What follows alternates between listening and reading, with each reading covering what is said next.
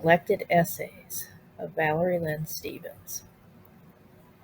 Oops, I just catharted, not silent, but no longer deadly. Cathart, a deep sublimative release of mindly flatulence, if kept silent, very deadly. There remains much to be said about the virtues of sublimation. Yes, that's sublimation with a capital S. And perhaps it's no etymological coincidence that the word art, yes, that's art with a capital A, is perfectly housed within both the words fart and cathart. Okay, so I made that last word up for my own amusement. Nevertheless, let us get the pedantic humor-killing bit out of the way. The word catharsis, of Grecian origin, catharsis, literally, to purify. According to the antiquated 1972, yet still rather resourceful dictionary that I happened to have on hand when I wrote this, the first definition given for catharsis is purgation, especially of the bowels. The second is the purifying of the emotions or relieving of emotional tensions, especially by art, applied originally by Aristotle to the purging of pity or terror by viewing a tragedy. Finally, the third definition given is psychiatry, the alleviation of fears, problems, and complexes by bringing them to consciousness or giving them expression.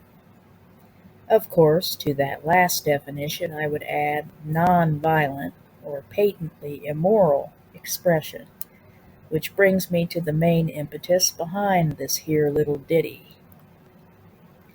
It is no exaggeration to state that many a times I have reveled in just how many lives, mainly of the Homo sapiens variety, have been spared due to the fact that I, by my benevolent and righteous Creator, have been blessed with the gifts of artistic expression in its various guises. And I have often found it amusing, albeit also very annoying, how the current, and indeed any cultural milieu of any given time in human history, often pathologizes and demonizes those individuals who happen to be intellectually and creatively endowed amongst its throngs. Truth be told, we are often not feared and scapegoated because of our potential for insanity or violence being any greater than others, but quite frankly because we are harbingers of truth and light. And of course, without launching into any tedious proselytizing, we live in a world which seems to prefer a comforting yet potentially detrimental lie to a glaring, albeit potentially redemptive, truth. And these truths of which I speak include those outer, more sectarian truths and those inner, more privatized truths which many choose to stray from facing. Moreover, in returning to the aforementioned tendency of the media to pathologize and or demonize artists and the like, we not only have cathartic outlets, but we regularly and even religiously utilize them. Thus, unless you fear the truth and the light, we are not the ones to look out for. Yet, having said that, all human persons possess the potential for evil, and commit it in its varying forms from venial to mortal on a regular basis. And by the way, catharsis also runs on a continuum and can assume many forms, not just artistic. One can find release and absolution from their innermost tensions and anxieties in any number of endeavors. Playing a good round of tennis can serve a troubled soul just as well as composing an opera. Opera, Latin, plural for great work, of any artistic bent. Indeed, even more introspectivity, okay, I made that word up too, literary license, in and of itself can prove to be very cathartic. This is why we must, as a human society, continue to encourage the virtues and saving graces of an equably balanced life of both extroversion and introversion. Indeed, if one compiled a research compendium of all the human individuals who have committed what can be deemed gross acts of evil and violence, including violence of the psychological variety against other human beings, and conducted a psychological profile on all of them, there would be one salient feature which most would have in common: lack of insight. This is a bit of a clinician's term, namely coined and used in the field of psychiatry to denote a trait of introspective impoverishment demonstrated by a given individual.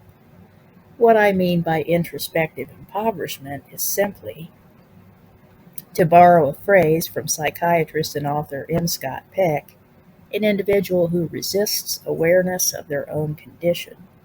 Broadly speaking, our society calls such persons sociopaths, and on the less severe end of the spectrum, narcissists, although the two are different in some ways.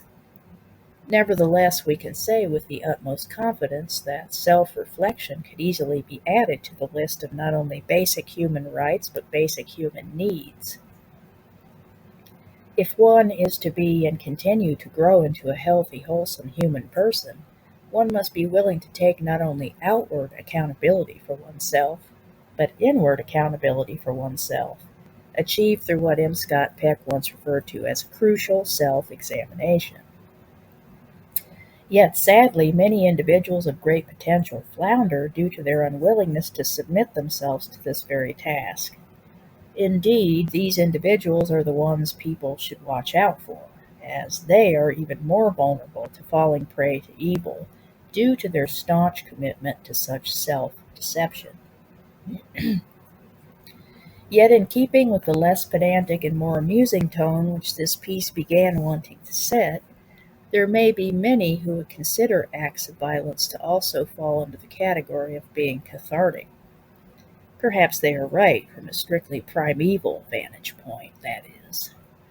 Yes, kidnapping your enemy, stringing them up by the genitals, slowly and systematically torturing them for a few hours before the big dismemberment may be cathartic.